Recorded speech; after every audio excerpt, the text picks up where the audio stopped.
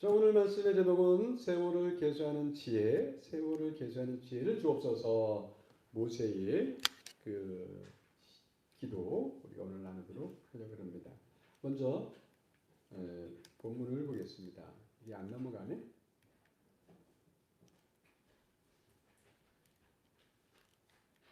넘어갔습니다. 네. 되게 좋아하네. 자, 우리 말씀을 보도록 하겠습니다. 시편 90편 12절에 16절의 말씀, 오늘 본문 말씀입니다. 같이 교도하겠습니다.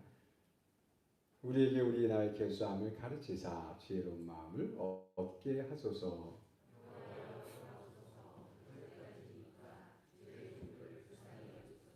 아침에 주의 인자하시니 우리를 만족하게 하자. 우리를 일생 동안 즐겁게 기쁘게 하소서.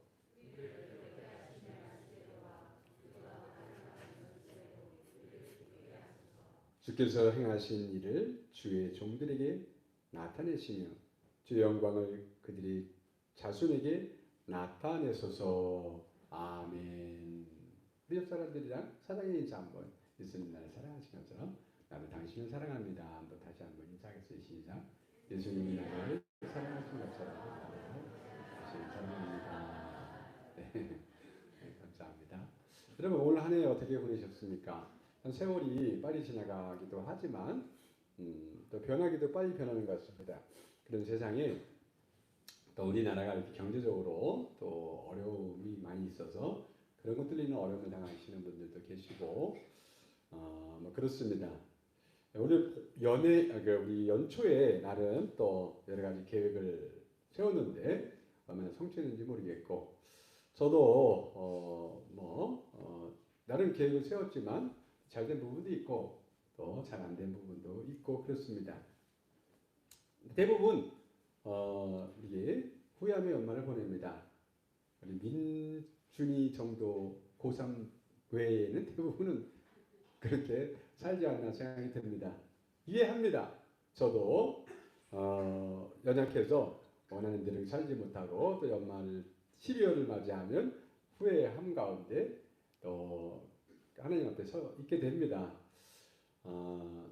오늘 말씀을 통해서 마음이 또 새로워질 수 있기를 바라겠습니다. 연약하기 때문에 힘을 얻고 은혜를 얻어서 또 2025년도 새롭게 계획을 세워서 또 힘차게 달려갈 수 있게 되기를 바랍니다. 그런 마음으로 12월 달에는 한 해를 돌아보고 정리하고 또 새 힘을 얻는 그런 말씀들을 좀 준비해 보도록 하겠습니다. 오늘 첫 시간으로는 세월을 계수하는 지혜를 주셔서 세월을 계수하는 지혜에 대한 이야기를 좀 나누려고 해요. 이것은 시편 90편의 말씀이고, 시편 90편은 유일하게 모세의 시입니다.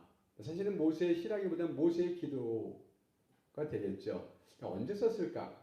여러분, 모세의 인생을 여러분 아시죠? 성경에 잘 기록되어 있습니다. 모세가 태어났을 때 그는 죽을 운명이었습니다. 이집트의 왕이 히브리 사람들 태어나면 남자는 다 죽이라고 한 시대에 태어났습니다. 다행히 그가 특별한 은혜 가운데, 섭리 가운데 살아서 오히려 왕자처럼 이집트 바로의 왕자로 이렇게 자랄 수 있었습니다. 40세까지. 그래서 40세에 뜻을 세워서 자기 민족의 아픔을 생각하고 도와주려고 했는데, 그가 이집트의 관리를 살인한 그 문제로 말미암아 결국은 도망을 갑니다. 40세였습니다. 40세에 나름 뜻을 세웠는데 잘 안 된 거죠. 그리고 그가 미디안 땅으로 도망가서 거기서 한 여인을 만나서 결혼하고 새 인생을 삽니다. 그리고 40년을 더 살죠. 미디안 광야에서 베두인이라고 이렇게 양치는 그냥 그러면서 하루하루 사는 그 삶을 살아가다가 80이 됐습니다. 인생 다 살아는 즈음에 80세의 부름을 받습니다. 그것도 그냥 부르심이 아니라 내 민족을 구원하여 데리고 이집트에서 종사되는 내 민족을 구원하여 저가 흐르는 땅, 가나안 땅, 약속의 땅으로 데리고 가라고 하는 엄청난 사명을 주십니다. 감당할 길 없지만 하나님 주신 특별한 은혜를 가지고 가서 실제로 데리고 나왔습니다. 해방시켰습니다.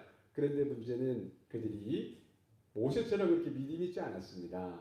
그래서 그들이 1년 만에 이제 그 앞에 가서쯤은 결국은 정탐꾼을 보냈다가 10명의 정탐꾼이 원망하고 부정적으로 얘기하는 것, 그것이 마음에 그것이 빛처럼 오고, 그것이 이제 문제가 돼가지고 원망 불평하다가 주님이 그들을 광야로 돌려서 40년 광야 생활을 하게 합니다. 그러면 오늘 이 시는 언제 썼을까? 그가 최소한 거듭나고 하나님의 은혜를 경험한 이후 테니까 80세 이후에 쓴 것 같고, 그리고 광야 생활 썼을 텐데, 그냥 느낌상 전체적으로 글을 보면은 막 인생이 끝날 때쯤 그때 쓴 것이고, 그렇게 그것을 기록하고 하나님께 기도하는 그 내용을 보면, 그리고 또 그것을 하나님께서 시편 90편에 담아 우리가 읽게 하는 이유는 그때 모세의 마음, 그리고 모세를 통해 주셨던 그 하나님의 마음을, 그것을 이렇게 기록해 놔서 우리들에게 지혜를 얻게 하기 위한 것입니다. 모세가 그 느낌을 이렇게 제가 여러 번 읽고 묵상해 볼 때 그런 심정이었습니다. 제가 나이가 이제 60이 되고 또 한 번 죽을 뻔하다가 다시 생명을 받아서 이렇게 사는, 그리고 돌아보는 인생 가운데 젊은 날들을 보고 특히 이제 젊은 사람들, 젊은 세대를 바라보게 생각하게 됩니다. 모세가 그런 마음이었을 것 같아요. 그런 비록 인생을 다 살았지만은 그 죽어간 사람들과 또 젊은 세대를 바라보면서 그들이 젊은 날에 충성하면 얼마나 좋을까? 세월을 아껴서 살 수 있으면 얼마나 좋을까? 이런 마음 때문에 하나님 앞에 중보하는 마음으로 기도한 내용이라는 생각이 듭니다. 우리 젊은 사람들이 오늘 은혜를 입어서 이 젊을 때, 힘 있을 때 가장 좋은 시절에 하나님을 충성하면 좋겠다, 이런 생각이 듭니다. 그런 마음으로 오늘 하나님 앞에 기도한 내용이 아닐까, 이런 생각을 해봅니다. 여러분, 정말 우리 젊은 청춘들 한여름밤 하룻밤 꿈꾸는 꿈처럼 그냥 훅 지나가는 것이 인생입니다. 남김 있는 인생이 되려면 주님과 관련돼서 충성하며 살아야 되는 줄로 믿습니다. 그런 말씀을 드리면서 오늘 말씀을 보도록 하겠습니다. 여러분, 오늘 말씀은 12절 말씀 읽기 전에 우리가 시편 90편 이렇게 전체적으로 보면은 이 모세가 자신의 일생 동안 일생을 이렇게 돌아보면서 깨달은 것들을 이렇게 시적으로 하나님의 기도로 표현을 잘 합니다. 1절부터 쭉 보면 그 중에 세월과 관련해서 5절 말씀이 이렇게 표현합니다. 한번 읽어보겠습니다. 시작. 주께서 생명을 거두어 가시면 인생은 한순간의 꿈일 뿐 아침에 돋아난 한 포기 풀과 같이 사라져 갑니다. 하나님은 영원부터 영원하신 하나님. 1절부터 쭉 보면 만세로부터 영원히 계신 분이요 그분 앞에 천년은 마치 하루 같고, 그런 하나님과 비교해 볼 때 인생이라고 하는 것은 오늘 여기 있는 것처럼 한순간의 꿈일 뿐 아침에 돋아난 한 포기 풀과 같이 사라져가는 인생을 생각하게 됩니다. 자신의 삶도 그렇게 지나간 것을 보는 거죠. 또 9절 10절도 같이 읽어보겠어요. 시작. 주님께서 노하시면 우리의 일생은 사그라지고 우리의 한평생은 한숨처럼 쓰러져 맙니다. 우리의 연수가 70이요 강건하면 80이라도 그 연수의 자랑은 수고와 슬픔뿐이요 빠르겠지 마치 나가는 것과 같습니다. 일생이 그냥 한평생이 한숨처럼 그냥 사그라들고 없어지는 것. 그 하나님을 만나고 하나님에서 알아서 하나님의 창조와 그분이 하시는 일들을 생각하고 그분의 영원함을 생각해 볼 때 그렇게 느껴지는 거죠. 은혜를 받고 나니, 하나님 만나고 나니 더 그렇게 느껴지는 겁니다. 여기 표현이 마치 날아가는 것과 같다. 빠르게 지나가니 날아가는 것과 같다. 그래서 우리 서양 속담에는 시간은 뭐 같다? 화살 같다. 시간은 화살 같다. 그렇게 표현하고, 인생은 날아가는 화살 같다. 무슨 뜻이에요? 빠르다는 거죠. 그 당시에는 그게 화살이 가장 빠른 거였던 거죠. 빠르게 지나가는 걸 표현하는 겁니다. 빠르게 지나간다. 또 하나의 의미는 뭐겠어요? 한 번 날아가는 화살은 멈추게 할 수가 없다. 되돌릴 수가 없다. 한 번 지나가면 끝이다. 이런 뜻으로 화살 같다. 이렇게 표현한 거겠죠. 인생이 그런 겁니다. 그런데 이런 인생이 화살같이 지나가지 않고 정말 귀하게 되려면 어떻게 될까? 이 얘기를 하는 거죠. 어떻게 살아야 하는지 부지런히 준비하면서 살아야 될 것을 그가 생각하면서 남김 있는 인생이 되기 때문에 이 얘기를 하고 있는 줄로 믿습니다. 여러분, 우리가 오늘 이 12절의 말씀 우리에게 우리 날 결수함을 가르치사 지혜로운 마음을 얻게 하옵소서. 우리에게 우리 나의 계수함을 가르치사 지혜로운 마음을 얻게 하옵소서. 그럼 이것 생각할 때에 우리 지혜를 얻는다. 그 어리석은 사람은 그것을 계산하지 않고 자기 인생이 얼마나 남았는지, 어디쯤 가는지, 얼마나 빨리 가는지 이런 걸 생각하지 않고 천년만년 살 수 있을 것처럼 그렇게 사는 거죠. 그걸 생각하면서 주님 이 계수할 수 있도록 지혜를 주옵소서. 그러면 이 가장 핵심적인 것은 빨리 간다는 겁니다. 이 말씀을 현대인의 성경으로 한번 읽어보겠습니다. 시작. 우리의 일생을 얼마나 짧은지 헤아릴 수 있게 하셔서 우리가 지혜로운 마음을 얻게 하소서. 인생이 얼마나 짧은지 빨리 지나가는지 이것을 깨닫는 것이 지혜입니다. 여기서부터 우리가 무엇을 어떻게 살아야 할지 다시 한번 생각해 보게 되는 거죠. 여러분, 우리는 죽을 준비를 하지 못하고 인생을 삽니다. 죽을 날을 준비하며 살아야 하는 것이 인생입니다. 우리는 다음을 생각하지 못하고 오늘을 살면서 오늘의 영광을 바라보고 오늘의 유익과 오늘의 기쁨과 이런 것들을 생각하고 살기 쉬운데, 여러분, 우리 내일을 생각할 수 있어야 합니다. 오늘을 생각할 수 있어야 하고 죽음 앞을 생각할 수 있어야 하고 그 이후에 우리의 삶을 생각할 수 있는 것이 지혜인 줄 믿습니다. 어디쯤 살아가고 있나요? 우리 여름과 같이 청년들 때가 있고 이미 가을과 겨울 접어든 그런 노년의 삶도 있습니다. 가까울수록, 주님이 가까울수록 더 그 다음을 준비할 수 있는 삶이 되어야 합니다. 왜? 시간이 없기 때문에, 기회가 별로 없기 때문에 그런 거죠. 오늘 지혜를 얻어서 마음을 새롭게 할 수 있게 되기를 주님의 이름으로 축원을 드립니다. 여러분, 여기 우리에게 우리 나의 계수함을 가르치사 지혜로운 마음을 얻게 하소서 하면서 그가 그런 기도를 드릴 때, 그런 기도를 드리면서 여러분 깨닫는 것이 있습니다. 하나님께서 받는 응답이 있습니다. 그게 뭔지 아십니까? 그 다음 기도하는 내용이 그 지혜를 얻었기 때문에 하나님 앞에 하고 있는 기도의 내용입니다. 무슨 얘기냐면 13절 14절 여호와여 돌아오셔서 언제까지니까 주의 종들을 불쌍히 여기소서. 아침에 주의 인자심이 우리를 만족하게 하사 우리를 일생 동안 즐겁게 기쁘게 하소서. 이게 뭐냐면 뭘 깨달은 거냐면 하나님이 함께하지 않는 인생은 헛된 것입니다. 하나님이 함께하지 않는 삶, 이것이 지혜가 없는 삶입니다. 지혜를 얻는 것은 하나님을 알게 되고 믿게 되고 하나님과 더불어 사는 것, 이것을 통해 우리의 삶이 하나님이 받으실 만한 삶이 되고 의미가 있는 삶이 되는 겁니다. 왠지 아십니까?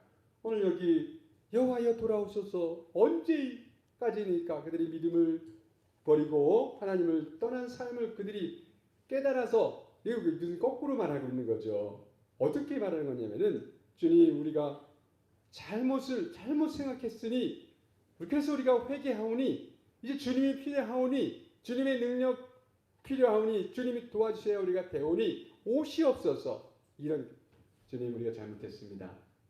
잘못 생각했습니다. 주님 없이 우리 사는 인생은 다 헛된 겁니다. 이걸 깨달았기 때문에 이제 오시옵소서. 우리와 함께 주옵소서. 아침마다 인자를 베푸셔서 오늘 하루가 복되게 생명이 넘치게 해주옵소서. 이런 거거든요. 여러분, 우리의 기쁨은 하나님이 주실 때 참된 기쁨이 되는 줄 믿습니다. 이 세상에 많은 것들을 얻어서 기쁠 수 있을 것 같지만은 그 얻는 어떤 것도, 예를 들어서 물질도 명예도 권세도 조금 더 많이 그렇게 해서 기쁨을 얻을 수 있을 것 같지만 어느 순간에 그것을 얻지 못하면 오히려 슬픔이 다가옵니다. 고통이 다가옵니다. 잃어버릴 때는 큰 고통을 많이 가질수록, 많이 누릴수록, 권력을 많이 가질수록 그것을 얻지 못하거나 내려놔야 될 때, 그럴 때 더 큰 슬픔과 고통이 오는 겁니다. 세상에 얻을 수 있는 모든 것들은 다 그런 거죠. 우리 욕망을 통해, 오감을 통해 얻고자 하는 그 모든 것들은 한계가 있습니다. 영원하지 않습니다.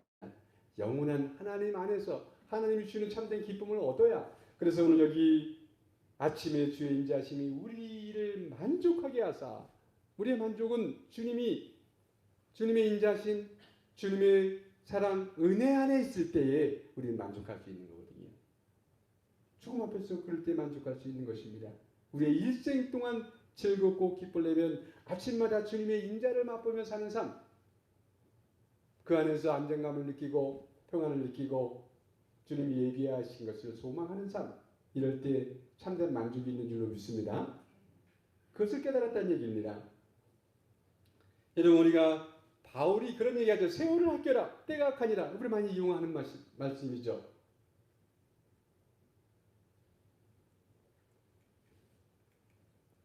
우리 한번 그 말씀을 한번 읽어보겠습니다. 에베소 5장 14절로 16절의 말씀 시작. 이르시기를 잠자는 자여 깨어 죽은 자들 가운데서 일어나라. 그리스도께서 너희를 비추시리라 하셨느니라. 그런즉 너희가 어떻게 행할지를 자세히 주의하여 지혜 없는 자같이 하지 말고 오직 지혜 있는 자같이 하여 세월을 아껴라. 때가 악하니라. 여러분 아시는 것처럼 세월을 아껴라. 이 세월이라는 게 카이로스, 하나님의 때, 하나님이 주신 시간, 하나님이 주신 기회, 이런 뜻입니다.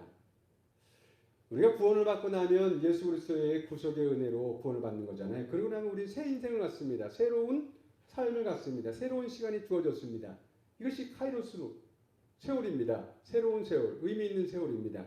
그 전에는 우리 이 세월도 우리 그 다음 표현처럼 때가 악하다고 한 것처럼 다 악한 날들이었습니다. 하나님 받으실 수 없는 우리의 어떤 것도 하나님 받을 수 없습니다. 그런데 우리가 예수 그리스도의 구속 은혜로 말미암아 생명을 받고 나서 거룩해지면 그 다음부터 우리가 드리는 물질도 거룩하게 주님 받으시고 또 우리의 시간도 우리 시간으로 무엇인가 하는 것들도 주님께서 받으시는 시간이 되는 겁니다. 카이로스 시간이 되는 거죠. 여러분 여기 그 표현 가운데 오늘 12절에 그런 표현을 쓰잖아요. 이르시기를 잠자는 자여 깨어서 죽은 자들 가운데서 일어나라. 그리스도께서 너희를 비추시리라 하셨느니라. 이게 무슨 표현입니까? 여기 죽은 자들은 누구예요? 구원받지 못한, 아직 거듭나지 못한, 구속되지 못한 사람들의 삶을 두고 하는 말입니다.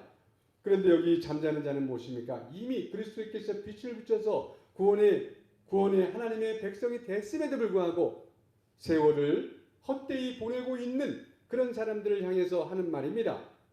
깨어나야 된다. 이제 다시 하나님의 그 빛 안으로, 은혜 안으로 들어와서 다시 빛을 비추는 사람이 되어야 된다. 세월을 아껴서 거룩하게 삶을 살아야 한다. 이 얘기를 하는 것입니다. 여러분 잠자는 자들이 깨어나면 귀한 일을 할 수 있습니다.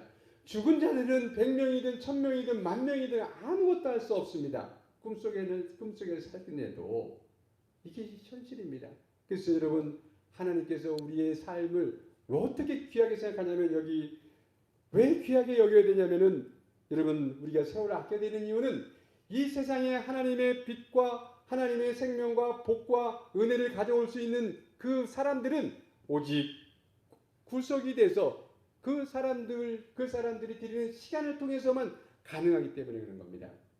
이 세상에 사랑이 많아도 많은 일을 사람들이 해도 그것이 하나님이 받으실 수도 없지만 아무 의미가 없습니다. 그들에게는 의미가 있는지 모르지만 하나님과 하나님 나라에는 의미가 없습니다. 하나님 나라의 의미는 바로 우리 구원받은 사람들이 드리는 시간들, 그런 걸 통해서만 역사할 수 있고 그런 걸 통해서 생명과 복과 은혜를 가져올 수 있기 때문에 빛이 되어줄 수 있기 때문에 우리가 세상에 빛이 되어야 되고 소금이 되어야 되고 그래서 우리 삶을 아껴야 하는 것입니다. 너무 짧고 너무 적기 때문에 구원받은 사람이 적고 우리가 할 수 있는 일이 너무 적기 때문에 그래서 우리는 그 시간을 아껴서 하나님이 쓰실 수 있도록 그리고 우리가 하나님께 드려져서 귀하게 써야 된다는 이 가치로 바울이 말하고 있는 겁니다.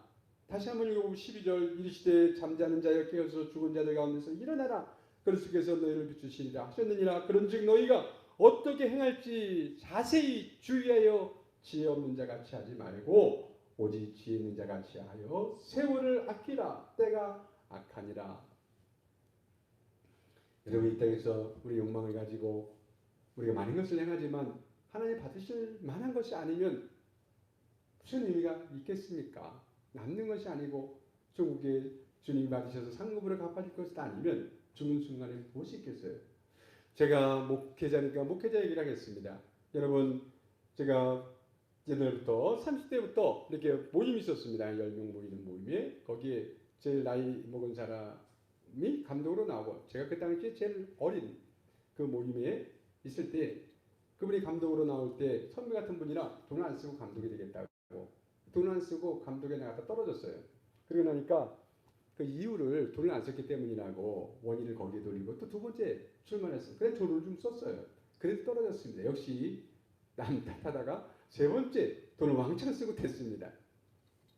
제가 물론 그 모임에 지금은 나가지 않고 그런 모습을 봤습니다. 30대 때. 그 욕망을 따라 사는 거죠. 감독회장 된 사람, 감독회장이 되려고 출마했다가 떨어진 사람을 제가 친하게 지내고 지금도 그렇게 지냅니다. 그분은 한 번도 떨어져 그런 일들을 행할 때 실패를 경험하지 못하고 살아온 사람이에요. 그래서 이렇게 큰 교회 점점 더 큰 교회로 옮겨 다니다가 나중에 많은 사람들이 추대해가지고 감독 나가는데 그럼 될 줄 알았어요. 그 교회에서 많이 도와주고 그래서 그럼 감독 선거, 감독회장 선거에 돈을 엄청 많이 씁니다. 수억씩 쓰는데 그렇게 해가지고 이제 당연히 될 줄 알았는데 떨어졌어요. 그런 나중에 지난 다음에 이렇게 만나서 이런 얘기 하는데 그런 얘기가 들어요. 고통을 그때 처음으로 그 고통 있잖아요. 고통, 고난을 통해 당하는 고통의 의미를 그때서야 깨닫는 겁니다. 전에는 그에 대해서 설교를 해왔지만 막상 자신이 그런 큰 고통이 있을 때 드디어 고통 가운데 함께 하시는 주님의 은혜를 깨닫습니다. 그런 얘기도 내가 이미 들었었기 때문에 최근에 이제 내가 아까 말한 그 8명 모이던 그 모임에서 또 한 사람이 이번에 감독선거에 나왔습니다. 그분을 내가 잘 압니다. 그리고 또 한 사람이 감독선거 나왔는데 이 사람도 내가 잘 압니다. 원래 친하게 지냈던 둘 다 친한데 이 사람들이 자주 전화해가지고 이제 지지를 호소하고 하죠. 그 선거가 다 끝난 그 선거한 그 결과가 나온 날 저녁에 전화가 왔습니다. 그 문자를 받았습니다. 떨어진 사람의 문자입니다. 떨어진 사람이 낙선 사례의 문자를 2개를 보냈습니다. 두 번째 그 긴 사적인 감정을 담은 거기 이런 내용이 나옵니다. 너무 확신했던 터라 낙선되고 나니 식사도 못하고 잠도 이루지 못해 많이 힘듭니다. 이건 떨어진 날이야. 떨어진 날 오고 그 한 일주일 정도 지난 다음에 또 긴 문자가 왔는데 그 내용 가운데 이런 내용이 들어있습니다. 얼마나 힘들었으면 이런 문자를 보냈을까. 이 문자를 봤는데 저도 마음이 편치가 않고 안 됐더라고요. 이제 그 슬픔이 전해져서 또 저도 살짝 눈물이 나고 기도를 했죠. 주님 불쌍히 여겨주옵소서. 그러나 제가 떨어졌다고 처음에 그 문자를 받는 순간에 제가 어떤 마음이 들었냐면 하나님이 이 목사님을 참 사랑하시는구나. 제가 그날 저녁에 집사람한테 그랬어요. 목사님을 하나님이 사랑하시는구나. 감독된 사람들은 다 지옥 갈 거라고 그렇게 말하던 사람이기 때문에 떨어진 게 하나님의 복이다 이렇게 생각을 했습니다. 그리고 2달이 지난 다음에 지난주 화요일에 우리 집사람이랑 우리 그 사모님이랑 같이 식사를 하게 됐어요. 한번 보자고 해가지고 그 전주에 제가 가서 만났습니다. 2달 동안 식사를 거의 못하고 잠도 거의 못 잤다 그러더라고요. 그러면서 그 선거에 대한 비하인드 스토리를 이렇게 제가 이렇게 여러 가지 얘기를 들었습니다. 음모, 뭐 세상과 다를 게 없어요. 돈도 많이 쓰고 부정도 많이 저지르고 이런 일들이 많이 진행이 됩니다. 그런 얘기들을 듣다가 그런 얘기 하더라고요. 하나님이 브레이크를 아주 세게 밟아주셨다고. 이게 무슨 의미로 말한 거냐면 인생을 이렇게 달려가잖아요. 우리가 인생을 삽니다. 뭔가를 목적을 세워서 살아요. 또 목회하면서 나름 이렇게 뜻을 가지고 삽니다. 그래서 정치적으로 이렇게 하다 보니까 교회 정치에 관심이 있다 보니까 이렇게 해가지고 그걸 멈출 수가 없는 거예요. 계속 달려가는, 점점 세게 달려가는 겁니다. 욕망도 그렇고 모든 인생이 다 그런 거예요. 우리 삶은. 근데 그게 탈선해서 가는데 탈선해서 간지도 모르고 차를 막 달려가는 거죠.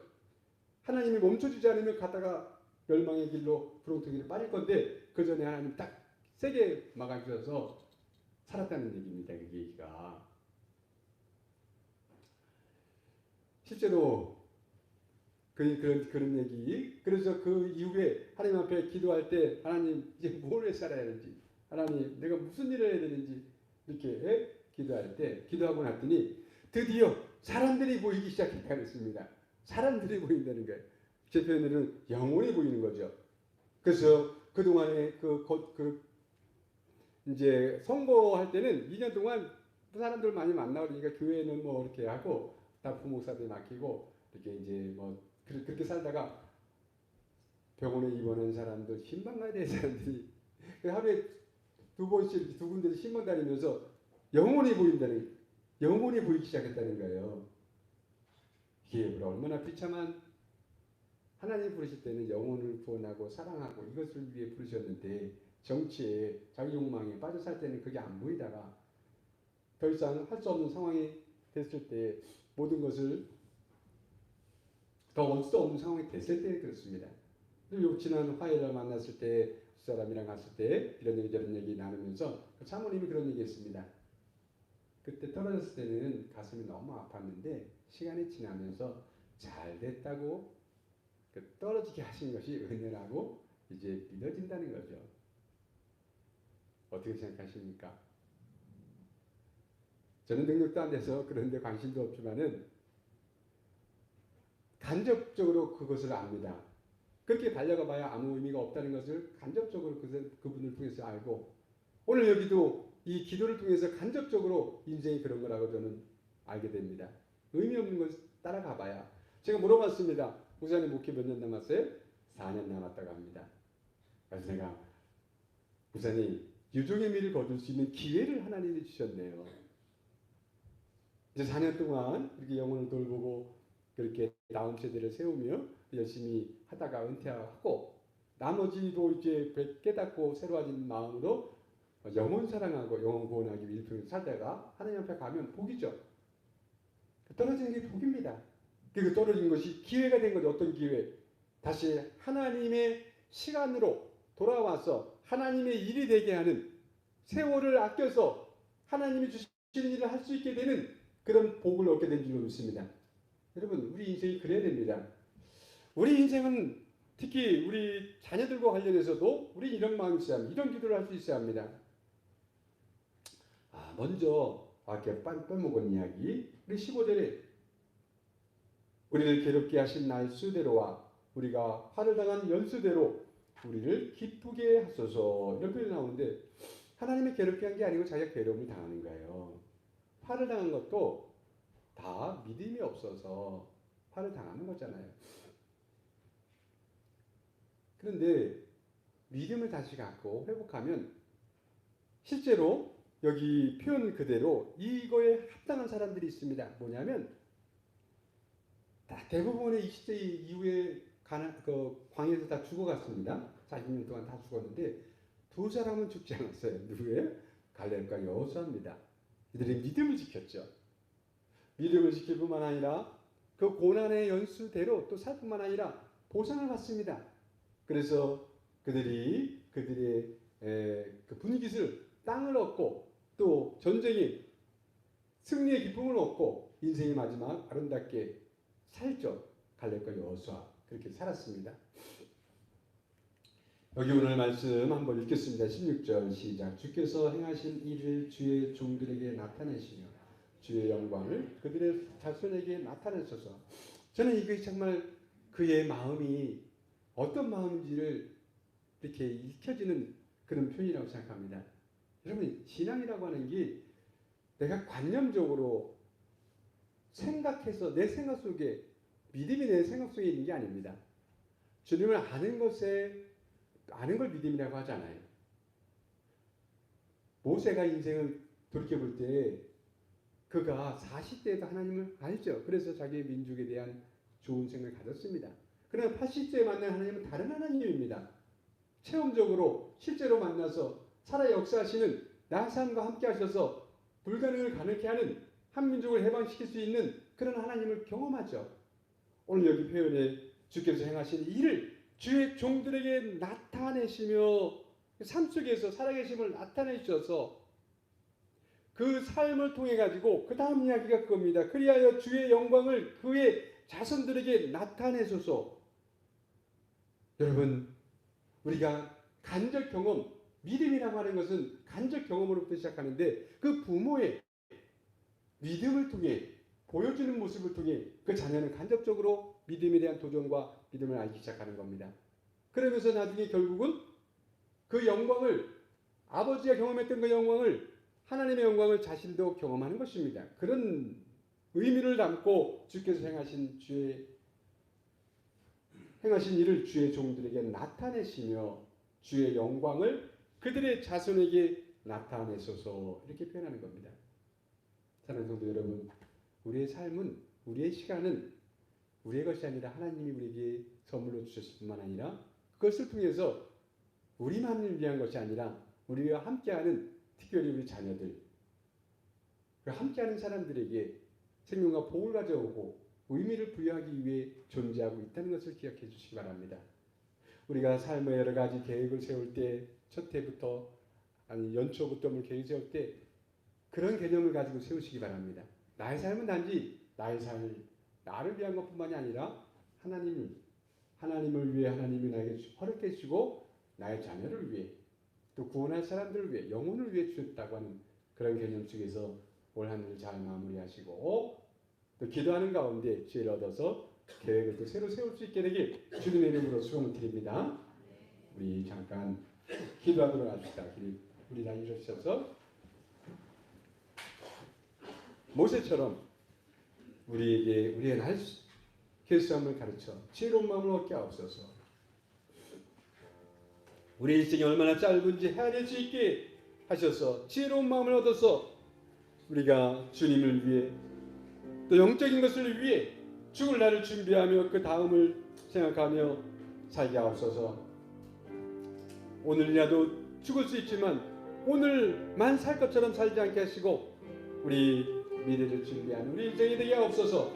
우리가 결단하고 기도하겠습니다. 주여